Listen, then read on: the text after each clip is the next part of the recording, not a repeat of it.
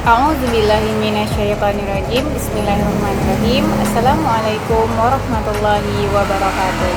Alhamdulillahirabbil alamin. Assalatu wassalamu ala asyrafil anbiya'i wal mursalin wa ala alihi wa ashabihi rasulillahi ajmain. Allahumma shalli ala sayyidina Muhammad wa ala alihi sayyidina Muhammad. Puji syukur kehadirat Allah Subhanahu wa taala karena telah memberikan kita nikmat kesehatan dan kesempatan sehingga bisa kembali lagi pada kesempatan kali ini.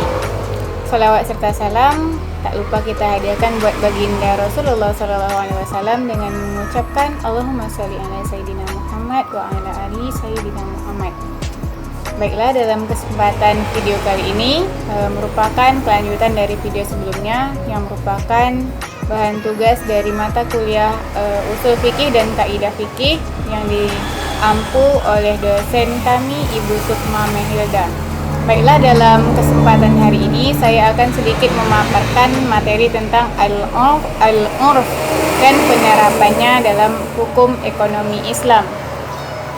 Yang pertama tentunya kita membahas tentang pengertian al-urf itu sendiri. Al-urf secara etimologi, kata urf berarti sesuatu yang dipandang baik dan diterima oleh akal sehat.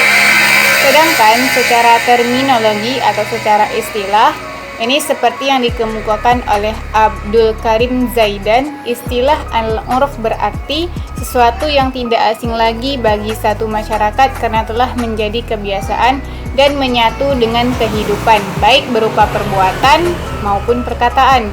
Istilah urf dalam pengertian tersebut sama dengan pengertian istilah al-adah atau adat istiadat. Para ulama usul fikih membedakan antara adat dengan urf dalam membahas kedudukannya sebagai salah satu dalil yang menetapkan hukum syara'. Yang selanjutnya yakni tentang praktik urf menurut empat mazhab. Empat mazhab di sini ya. Yang pertama fikih Hanafi, itu dalam jual beli seperti standar harga, jual beli rumah yang meliputi bangunannya dan pohon yang berada di tanahnya, meskipun tidak disebutkan. Bolehnya jual beli buah yang masih di pohon karena urf. Bolehnya mengolah lahan pertanian orang lain tanpa izin jika di daerah tersebut ada kebiasaan bahwa lahan pertanian digarap oleh orang lain, maka pemiliknya bisa meminta bagian. Bolehnya mudharib, mengelola harta sahibul mal dalam segala hal menjadi kebiasaan para pedagang.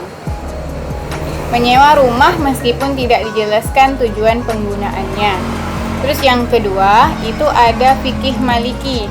Bolehnya jual beli barang dengan menunjukkan sampel atau contoh. Yang kedua itu pembagi nisbah antara mudharib dan sahibul mal berdasarkan urf jika terjadi perselisihan. Terus ada yang ketiga ada fikih Syafi'i. Itu meliputi ada akad istisna, ada penyewa membiayai kerusakan kecil pada objek yang disewa. Terus ada akad sewa atas alat transportasi, terus ada juga akad sewa atas ternak. Dan yang keempat itu ada fikih Hambali. Itu meliputi jual beli mu'athah dan jual beli murban. Terus kita yang pembahasan selanjutnya mengenai dasar hukum syariah penggunaan urf. Para ulama sepakat bahwa urf sahih dapat dijadikan dasar hujjah selama tidak bertentangan dengan syara'.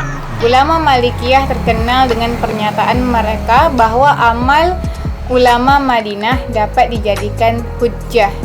Demikian pula ulama Hanafiyah menyatakan bahwa pendapat ulama Kufah dapat dijadikan sebagai dasar hujjah.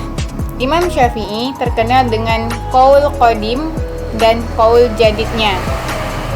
Ada satu kejadian, tetapi beliau menetapkan hukum yang berbeda pada waktu beliau masih berada di Mekah atau qaul qadim dengan setelah beliau berada di Mesir atau qaul jadid. Hal ini menunjukkan bahwa ketiga mazhab itu berhujjah dengan urf. Tentu saja urf fasid tidak mereka jadikan sebagai dasar hujjah. Terus ada di sini macam-macam urf dan contohnya dalam ekonomi keuangan. Itu ada yang pertama dari segi objeknya atau materi. Itu ada urf qauli, adalah kebiasaan pada lafaz atau ucapan. Contohnya lafaz daging dipahami di Padang hanya daging sapi. Bila seseorang mendatangi penjual daging dan berkata, saya membeli daging 1 kilogram. Sedangkan penjual daging memiliki jualan daging-daging lain, dan ada ikan, ada daging ayam, bebek, maka yang dimaksud adalah daging sapi. Contoh lain yang bisa kita jadikan contoh, ya ini kereta, misalnya seorang bernazar, jika saya lulus S2, saya akan mewakafkan kereta untuk yayasan anak yatim A misalnya.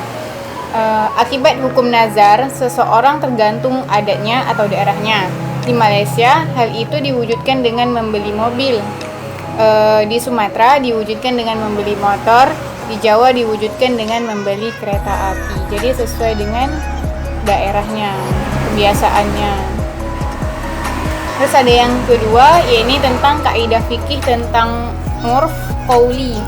Setiap orang yang berakad didasarkan pada adat kebiasaan dalam ucapan dan bahasa yang ia ucapkan.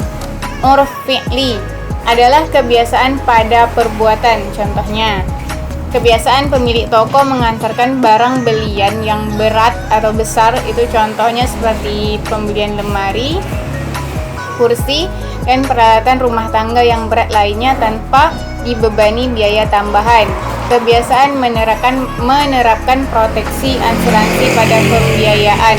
Kebiasaan meminta agunan pada pembiayaan di bank syariah. Baiklah, hanya sampai di sini pembahasan materi kali ini mengenai urf dan penerapannya pada hukum ekonomi Islam. Jika ada terdapat kesalahan, kekurangan atau kesalahan dalam penyampaian dan materi, saya mohon dimaafkan dan terima kasih atas segala perhatian.